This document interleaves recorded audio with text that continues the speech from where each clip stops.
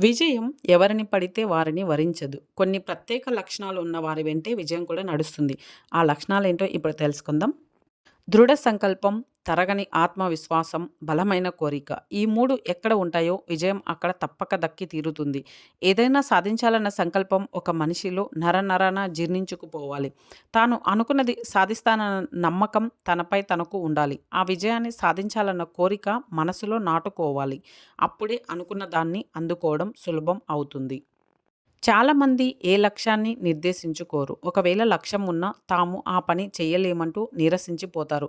దానిని సాధించాలన్న కోరిక వారికి మనసు నిండుగా ఉండదు. అలాంటి వారు విజయాన్ని చేరుకోవడం చాలా కష్టం అవుతుంది. నిర్దేశించుకున్న లక్ష్యాన్ని చేరడానికి ప్రయాణాన్ని ఆరంభించాలి. జీవితంలో సాధ్యం కాని ప్రయాణం అంటే అప్పటి వరకు ప్రారంభించనిదే. లక్ష్యాన్ని చేరుకోవడంలో చిన్న కష్టం ఎదురైనా ఎంతోమంది అక్కడే ఆగిపోతారు. కష్టాలు మీ శత్రువులు కాదు. మీ బలాలు ఏంటో, బలహీనతలు ఏంటో తెలియజేసే నిజమైన మిత్రులే మన కష్టాలు. ప్రతి కష్టంలోనూ మీ బలాన్ని గుర్తించండి. అలాగే మీ బలహీనతలను ఎలా దాటాలో తెలుసుకోండి.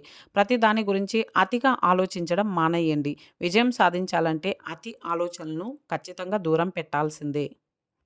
విజయం కోసం ఓర్పుగా ఉండడం కూడా అవసరమే.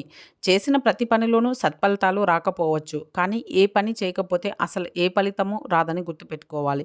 విజయం కోసం ఓర్పుగా ఉండాలి. ఓర్పు అనేది ఎంత చేదుగా ఉంటుందో దానివల్ల లభించే ప్రతిఫలం అంత తియ్యగా ఉంటుంది. ఆ తియ్యదనం మీకు కావాలంటే ఓర్పుగా విజయం కోసం పని చేయాలి. పరిస్థితులు ఎలా ఉన్నా కూడా మీరు మీ మాటను, చేతలని అదుపులోనే పెట్టుకోవాలి. పరిస్థితులు అనేవి మనిషి ఆధీనంలో ఉండవు. కానీ మనిషి ప్రవర్తన మాత్రం అతని ఆధీనంలోనే ఖచ్చితంగా ఉంటుంది. కాబట్టి మీ ప్రవర్తనకు మీరే చివరికి బాధ్యులు అవుతారు. గెలవడం నేర్చుకోవాలి. విజయాన్ని అందుకునే ప్రయాణంలో తొలి పరాజయం రాగానే చేసే పనిని వదిలి పారిపోవద్దు. ఆ పనిని మరింత శ్రద్ధగా, పట్టుదలగా చేయమని ఆ ఓటమి మీకు నేర్పుతుంది.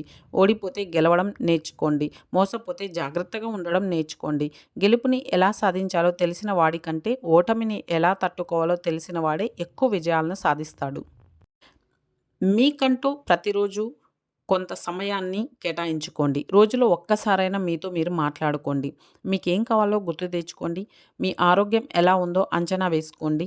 మీరు ఎలా ఆలోచిస్తే అలానే తయారవుతారు. మీరు బలవంతులం అనుకుంటే మీరు బలంగానే ముందడుగు వేస్తారు. అదే నేను ఏమీ చేయలేని బలహీనుడిని అనుకుంటే మీరు బలహీనుల జాబితాలోనే మొదటి స్థానంలో ఉంటారు. మీరు బలవంతులో, బలహీనులో మీరో నిర్ణయించుకోండి. యుద్ధం చేయాలనుకుంటే అరచేయి కూడా ఆయుధంలా మారుతుంది. అదే వద్దనుకుంటే ఎంత పెద్ద గొడ్డలి అయినా కూడా కట్టెలు కొట్టడానికి కూడా పనికిరాదు.